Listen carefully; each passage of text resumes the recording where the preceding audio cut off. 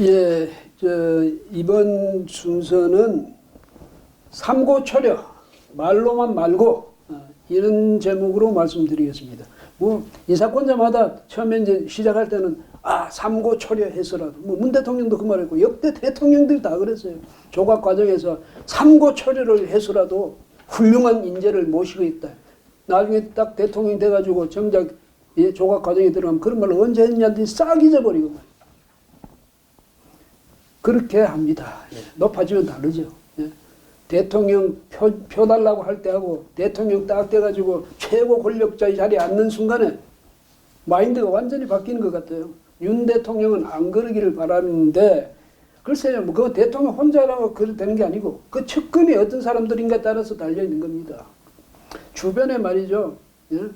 정말로 이상한 사람들 모여가지고 대통령 막 떠받 들어가면서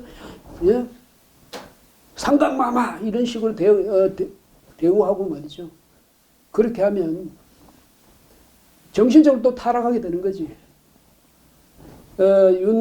이제 새 대통령이 되겠지만 윤 대통령 지금 당선인은 그래도 강단이 있는 분이고 정의감이 남다르다고 생각하기 때문에 믿기는 하지만은 어쨌든 초지일관 그 자세를 유지해 주기 바랍니다. 제가 한번 읽어볼게요. 이런 거. 분열과 갈등의 정치도 바꾸겠습니다. 보수와 진보의 갈등은 끝나야 합니다. 대통령이 나서서 직접 대화하겠습니다. 야당은 국정 운영의 동반자입니다. 대화를 정례화하고 수시로 만나겠습니다. 전국적으로 고르게 인사를 등용하겠습니다. 능력과 적재적소를 인사의 대원칙으로 삼겠습니다. 저에 대한 지지 여부와 상관없이 유능한 인재를 삼고초려해 일을 맡기겠습니다. 이거 누구 말 같습니까, 여러분? 윤석열 당선인 말 같죠? 뭐 이번에도 그렇게 이야기를 했으니까. 근데 이게 문재인 대통령 취임사 한 부분입니다. 네? 말은 이렇게 잘해요. 아주 미사여구 섞어가면서 아주 잘해요. 요 하나라도 실천한 거 있습니까? 중요한 건 그거예요. 생각을 못해서 안 하는 거 아니에요. 또 이런 연설문 만들 때는 수많은 사람이 또 같이 연설문을 만들고 하니까, 뭐 온갖 좋은 말은 다 넣죠. 해놓고는 어떻게 이렇게 철저히 안 지킬 수 있는지, 깡그리 안 지킬 수 있는지, 그게 신기할 정도예요. 근데, 이제 대개 인사 이럴 때는 우리가 탕평인사 그러잖아요. 이게 뭐냐면 서경에 나오는 무편무당, 왕도탕탕, 무편무당, 왕도평평, 이제 이런 서경에 나오는 이 구절에서 나온 얘기인데, 어디에도 치우치지 않고, 그 다음에 어느 무리도 짓지 않고, 그렇게 하면 이 왕도는 앞으로 넓어지고, 평탄해진다. 뭐 그런 이야기인데요. 그래서 이제 영조 때, 이 조선 영조 때 워낙 당파가 너무 심하니까, 이 당쟁이. 그래서 어느 당에 소속됐든 난 그런 거 안 따진다. 훌륭한 인재를 쓰겠다. 이제 그런 것이었는데, 대통령마다 그렇게 이야기해요. 당평인사를 하겠다. 당평인사. 좋은 말이죠. 그 당평인사 하는 거 봤습니까? 때로는 했겠죠. 근데 대개는 안 합니다. 연고주의 인사죠. 그 다음에 논공행상하고, 자기 권력 과시하는 인사하고, 시혜적인 인사하고, 이렇게 합니다. 그래서 역대 인사를 보면 인사할 때마다 인사관한테 정말 모범적으로 깔끔하게 잘했다 이런 말은 거의 없었습니다. 이번에도 물론 윤석열 당선인 당평 인사를 할 것으로 믿습니다. 그런데 이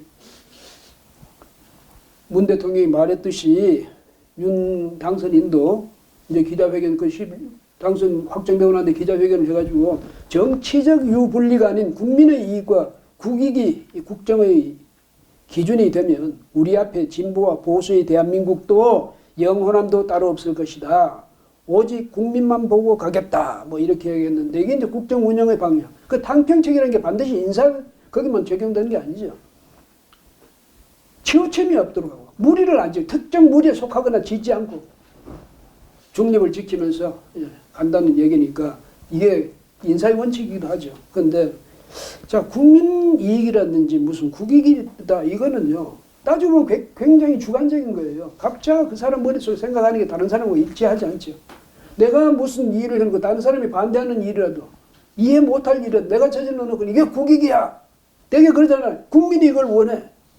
문재인 대통령 정부도 맨날 그랬으니까. 자기들이 무슨 이상한 이념 편향적인 정책을 펴고도 이게 국민의 정책이고 이게 국가가 앞으로 나갈 길이야. 이런 식으로 하지 않았습니까? 예, 그러니까 이런 것은 객관적인 기준이다. 이렇게 보기는 이제 어렵죠. 그렇지만은 우리가 상식적인 인사 기준 같은 게 있을 거예요. 물론 이제 인사를 하면 윤 당선인도 시스템부터 갖춰야죠. 인사 시스템부터 제대로 갖춰놓고 그 시스템에 따른 인사를 해야 되는데 애초에 시스템 인사를 굉장히 강조했던 사람이 누굽니까? 노무현 전 대통령이죠. 그때 시스템 인사 굉장히 날이면 날마다 강조했는데 그때도 겉으로는 시스템 인사, 속으로는 아니었죠. 연고 인사, 연고주의. 농공행상, 내편 인사. 그때 제일 유명했던 게 뭐예요? 코드 인사라고 그러잖아요. 이념적 성향이, 지향성이 같은 사람끼리만 끌어모아 놓는 거야. 보수적인 마인드를 가진 사람 절대 안 써. 코드 인사예요. 예? 그 다음에 문재인 정권 들어서 코드 인사 정도에 그친 게 아니고 뭐 했습니까? 흔히 연대, 그런 거 있잖아요. 시민 무슨 연대, 무슨 모임, 무슨 연구회. 자기들끼리 그런 사람들만 전부 죄다 발탁해가지고 정부 안에서만 쓰는 게 아니라 국가 상권 안에 그 행정, 입법, 사법 그 모든 부여들 다 그런 식의 인사를 했다 이 말이에요. 그렇게 되면요 전체 그렇게 모여지면 그게 극심한 국정의 편향성이 드러나는 겁니다. 완전히 한쪽으로 치우치게 되는 거지. 그 같이 가진 생각이니까 자기들 그 속에서 이게 문제의식을 전혀 못 느끼죠. 네. 똑같은 생각들을 가졌거든. 그 국민들의 입장에서 볼 때 엄청스럽게 한쪽으로 치우쳐 있는데도 자기들은 그 무리 속에 있으니까 우리가 치우쳐 있는지 없는지 생각을 안 한다고. 문재인 대통령 실패 요인 중에 하나도 그거예요. 자기가 그런 사람들 속에 쌓여서 지내니까 이 우리의 정권이 극도의 편향적인 정권이라는 생각을 못하게 된 거죠. 근데 국민의 입장에서 볼 때는 저 사람 정치 잘하겠다고 그러고 일찍이 경험해보지 못한 나라를 만들겠다고 그러고 이게 나라냐 하는 그 질문에서부터 문재인 시대는 시작된다고 그러고 했던 것이 전체를 다 시건한 거예요. 그 아름다웠던 문장들로 구성된 그 문 대통령 취임사가 어느 한 구절도 지켜진 거 없어요. 전부 시건한다는 게 뭐예요? 자기 말 자기가 삼켜버리는 거예요. 그런데 문 대통령이 의도적으로 삼키겠다고 한 건 아니겠고 자기들 그 무리 속에 있으니까 자기가 편향되어 있다든지 뭔가 잘못하고 있다든지 그걸 전혀 인식을 못하게 된 것 그 탓입니다. 그 윤 대통령은 적어도 이런 위험성을 여기서 탈피하기 위해서라도 인사를 할 때는 또 주변에 조직을 만들 때는 그런 편향적인 조직을 만들어서는 안 된다 이런 말씀을 드리고 싶습니다. 그렇다고 해서 물론 이제 지역 편중이라든지 이념 편중 또 집단 편중 아까 말씀드렸지 무슨 연구회 무슨 연대 이런 그런 식으로는 안 하는 건 맞는데 그렇다고 하는데 또 원칙 없이 말이죠. 나는 진보도 아니고 나는 보수도 아니고 좋습니다. 근데 진보도 아니고 보수도 아니고 실용이 어떤 겁니까? 실용 그 자체가 이념일 수도 있거든요. 그 어떤 원칙이 있어야 될 것 아닙니까? 경제정책에는 이런 원칙 인사에는 이런 원칙이 있어야 되는데 그 원칙까지 없다면 이거는 이제 문제가 되는 겁니다. 예, 그래서 만약에 그 사람 좋아? 이 사람 좋아? 이래가지고 이 사람은 5만 대서 추천받아 5만 사람은 그냥 아무 원칙도 없이 만약 모아놓으면 뭐가 되겠습니까? 백화점식, 잡화점식 조각이 되는 거지. 이런 건 또 방지해야 된다. 윤석열 정부가 지향하는 바는 뭐다? 거기에 맞춰서 인사를 해야죠. 예. 그게 아니고 잡화점식 인사를 해놓으면 나중에는 국정 난맥상 이거를 면할 수 없다. 이런 점도 생각해야 되고 이 윤석열 당선인에게 특히 이제 가져야 될 그 망가짐은 뭐냐? 인사는 시혜가 아닙니다. 대통령이 무슨 자리 누구한테 주고 누구 출세시켜주는 그게 아니에요.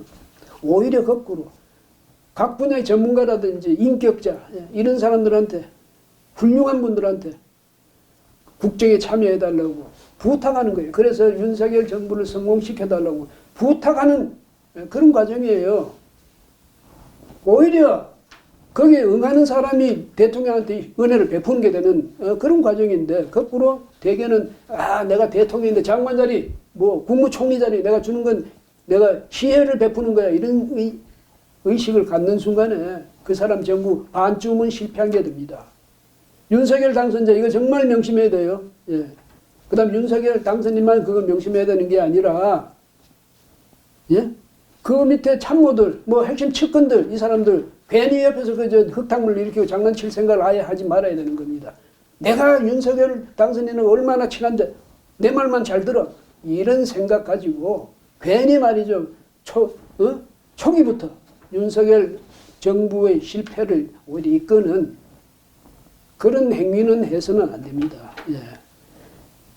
인사가 뭐 만사다 이러던 그 대통령이 나중에 보니까 뭐 했습니까? 향리 인사. 내가 왜 향리 인사를 하냐면 자기 고향 사람들, 자기 출신지 사람들, 또 동창회 인사, 자기 출신 학교 사람들, 아니면 내 선대위에 참여했던 사람, 논공 행상 인사 이런 거 한 경우를 많이 봤어요. 말로는 무슨 뭐 인사는 만사다 어쩌고 하면서도 실제로는 이런 식으로 인사를 했기 때문에 그 정부가 망한 겁니다. 이제까지 성공한 정부 뭐 별로 있습니까? 예. 그리고 또 이제 더 큰 문제는 뭡니까? 지금 이제 윤석열 후보는 이제 풀이 사실 없거든요. 그렇게 되니 이제 주변에서 저마다 이제 측근이라고 나서는 사람들이 막 청거를 하는데 청거를 해야죠. 사실 누구든지. 근데 제대로 청거를 하라 이 말입니다. 응? 자기하고 친하다고. 대통령 인사권을 자기가 마치 가진 것처럼 자기가 누구 출세시키고 말이지. 뭐 인농공 행성하고 자기 편만 들고 그런 인사를 해서는 안 된다. 그게 정부를 망치는 지름길이에요. 예. 벌써 말이죠. 그러니까 9일날 해가지고 10일 새벽에 결과가 났는데 10일 벌써 이 뭡니까? 뭐 조각 명단인가 뭐 인사 명단 이게 벌써 나돌기 시작했어요. 저한테도 여러 군데서 왔어요. 누구는 국무총리는 누구 무슨 뭐 인수위원장은 누구 무슨 장관은 누구. 물론 뭐 윤 대통령이 이거 선대위라는 게 또 미리 준비할 수도 있지만 이런 식으로 바로 뭐 명단이 나올 정도로 그렇다면 이건 문제죠. 응? 그래 이게 또 누가 자기가 뭐 윤 대통령 당선이가 잘한다든지 뭐 거기 안에서 행색을 한다든지 이런 사람들끼리 모여가지고 야 누구 이래가지고 만들었을 수가 있어요. 또 주변에서 추측한데 그 사람 이 사람 윤 당선인하고 이런 점에서 친하니까 이런 거 이 사람은 선대위에서 이런 정책 조언을 했던 사람이니까 이런 사람. 근데 그건 뭐 다 좋은데 나중에 이것은 정권 인수위가 구성되고 또 안에 인사 시스템이 만들어지고 그 시스템에서 인사 조각을 이제 하면서 실제로 하면서 예? 그 과정에서 정말 객관적이고 예? 인재 능력에 따른 그런 인사가 진행되고 있구나 하는 걸 국민들이 알 수 있도록 인사를 해야 됩니다. 자기들끼리 서로 잘한다고 해서 그렇게 인사가 또 진행이 된다면 역대 다른 정권들이 겪었던 그런 실패의 쓴맛 윤 정권도 겪을 수 있다. 이 점을 특히 윤석열 당선인부터 명심해 주기를 바랍니다. 예. 이 문제는 여기서 마무리하죠.